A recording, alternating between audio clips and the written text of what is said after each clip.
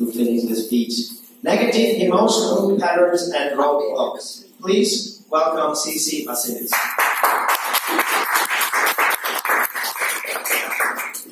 Toastmaster of the evening, fellow Toastmaster members, and most welcome guests, and the people that are negative emotional patterns and roadblocks. We all have them, but some of us can identify them, break through them, and remove them or improve them in our lives. You see, emotions arise through ourselves in patterns usually. All of you have noticed yourself getting irritated or angry or happy under specific situations or after specific triggering. But what happens in reality is that our emotional patterns are installed in us since the day that we are born. They are installed from our parents, our family members, our friends, our culture, our environment, the TV shows that we're watching. Even social media nowadays are installing unconsciously in ourselves emotional patterns and reactions. But what happens is that if you go back in yourself, if you search inside you, you will find situations in your life that you reacted in a situation or an incident without even understanding how you reacted. It felt like something had taken over you. You were possessed. And probably you had a family member or your spouse that said, it's not you, I don't recognize you. It's not you talking or behaving like this. This is one of the negative emotional patterns that exist in our lives. Now, stepping over and going to the emotional roadblocks is many times through our life because we had some trauma when we were younger or through our mid-80s. We specifically deny making a decision or discussing about a specific subject. And there is no obvious reason why we do this. I don't know if you have noticed this in your life. I have for sure, and I found it out. So there are incidents or decisions that you need to take to move on with your life, and you're denying to take it, and you don't even want to discuss about it, and you don't know why. And that's a roadblock, emotional roadblock. So according to science, the people that they are able to identify these patterns and roadblocks in their lives, the people that they are able to improve them, identify them, manage them, they have higher emotional intelligence, or in a short word, EQ. They are usually more successful in life, they can manage team members and group members easier, and they can empathize with other people and make their whole life, the relationships easier and more happy.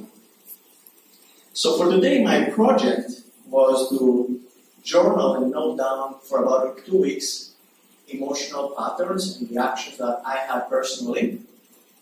And fortunately, I have done this about a couple of years ago, going through an emotional intelligence book.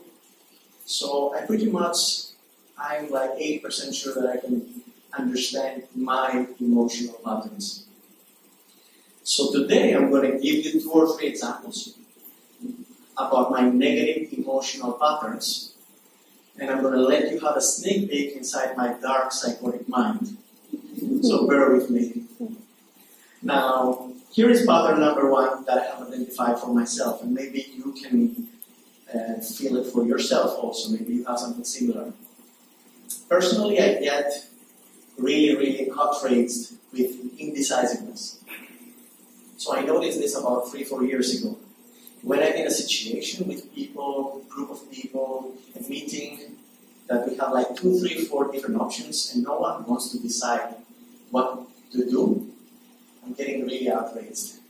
So how I manage this thing is either if I can influence a decision, I make the decision and I keep going on. Either it's correct or incorrect, it doesn't matter, you just keep going on. Or if I cannot influence the decision, what I do is I step back and I detach myself from this group. Because for me, it's a waste of energy.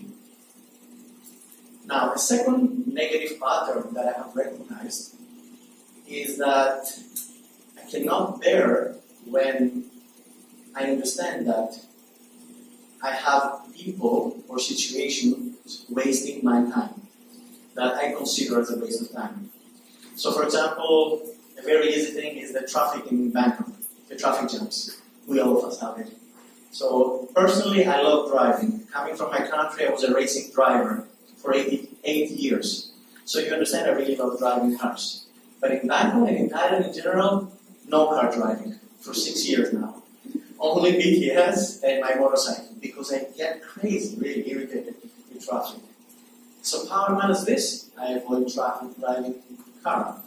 Or when I'm around people that I see in meetings or in discussions with clients, and I'm wasting my time by doing something, either again, I avoid having communications with these people unless it's something concrete, or if it's something that I really must do, I procrastinate until the last second and even more to deliver it.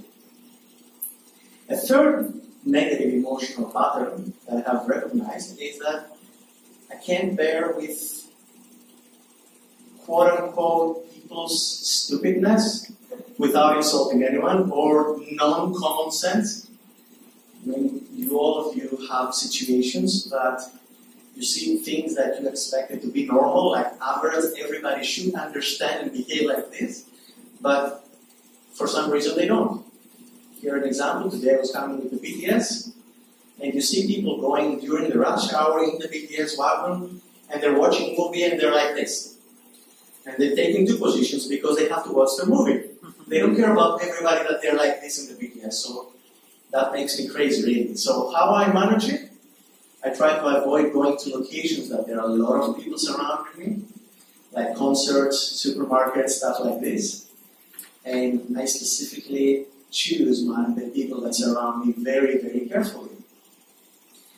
Now here you just learned 3 negative emotional patterns that my psychotic mind has and how I manage them, if I manage them at all. Does this make me more emotionally intelligent or with higher EQ? I don't know. You are the judge of this. But what I know is that it definitely makes me more confident and more certain that I can manage my daily life.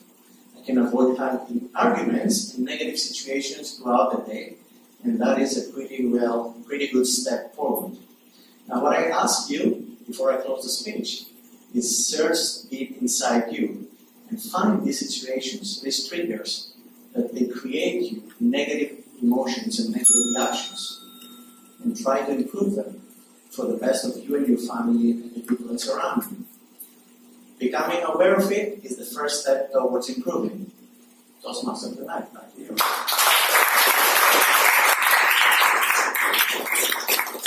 Thank you, C.C. Vasilis.